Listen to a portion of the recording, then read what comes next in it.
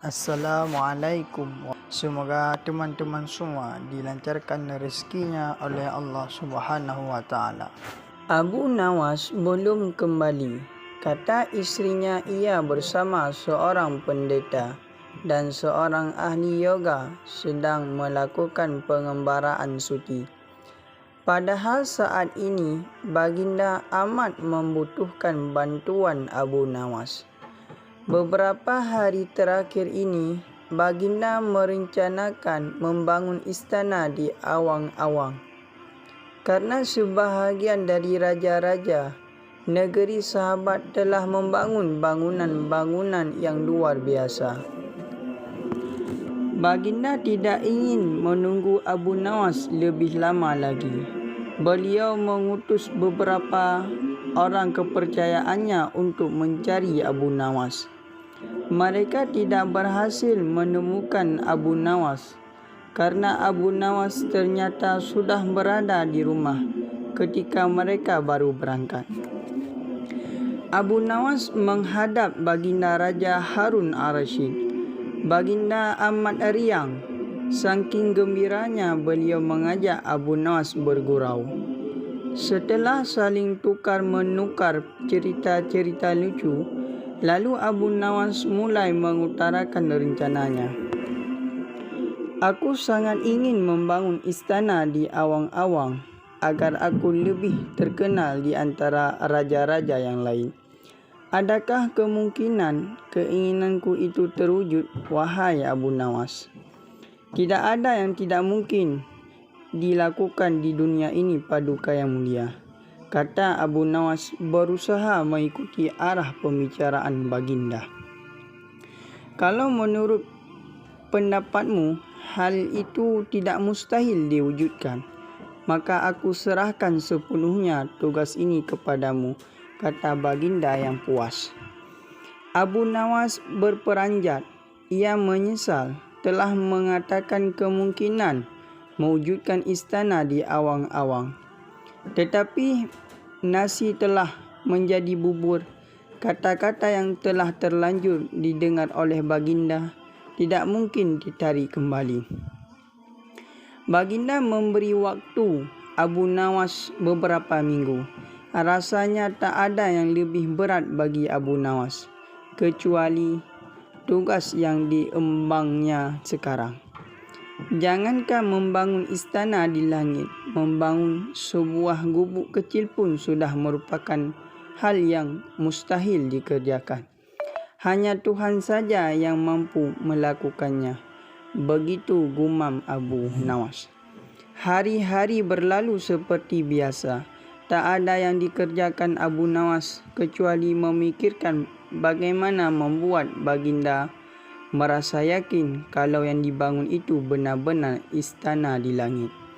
Seluruh ingatannya dikerahkan dan dihubung-hubungkan. Abu Nawas bahkan berusaha menjangkau masa kanak-kanaknya. Sampai ia ingat bahawa dulu ia pernah bermain layang-layang. Dan inilah yang membuat Abu Nawas girang. Abu Nawas tidak menyia-nyiakan waktu lagi.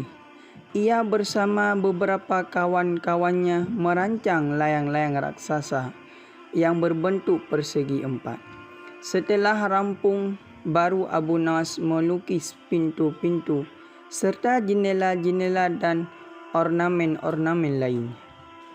Ketika semuanya selesai, Abu Nawas dan kawan-kawannya menerbangkan layang-layang raksasa itu dari suatu tempat yang dirahasiakannya.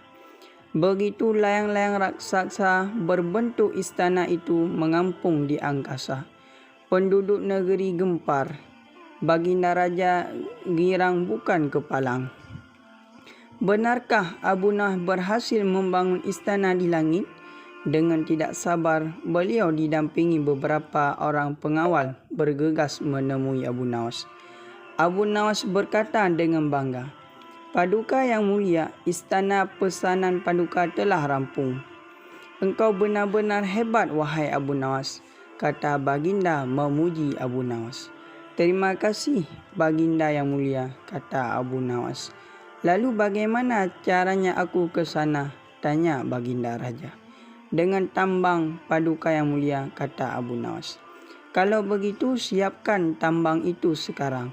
Aku ingin segera melihat istanaku dari dekat, kata baginda tidak sabar. Maafkan hamba paduka yang mulia. Hamba kemarin lupa memasang tambang itu, sehingga seorang kawan hamba tertinggal di sana dan tidak bisa turun, kata Abu Nawas. Bagaimana dengan engkau sendiri, Abu Nawas? Dengan apa engkau turun ke bumi? Tanya baginda raja. Dengan menggunakan sayap paduka yang mulia, kata Abu Nawas dengan bangga. Kalau begitu, buatkan aku sayap supaya aku bisa terbang ke sana, kata baginda.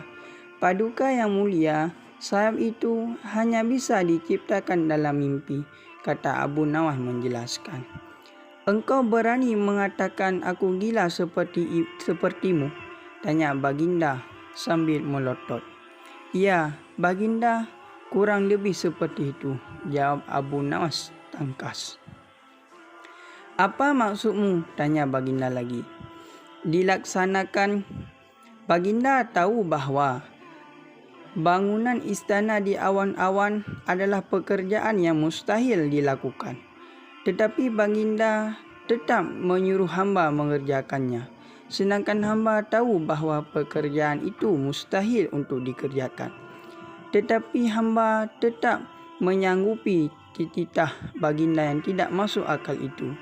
Abu Nawas berusaha meyakinkan baginda. Tanpa menoleh, baginda raja kembali ke istana diiringi para pengawalnya.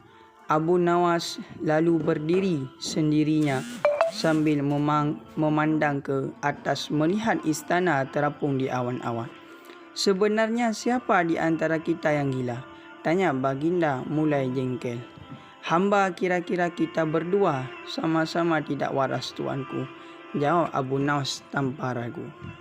Sampai segini dulu cerita tentang Abu Nawas. Semoga kalian semua senang menontonnya. Assalamualaikum warahmatullahi wabarakatuh.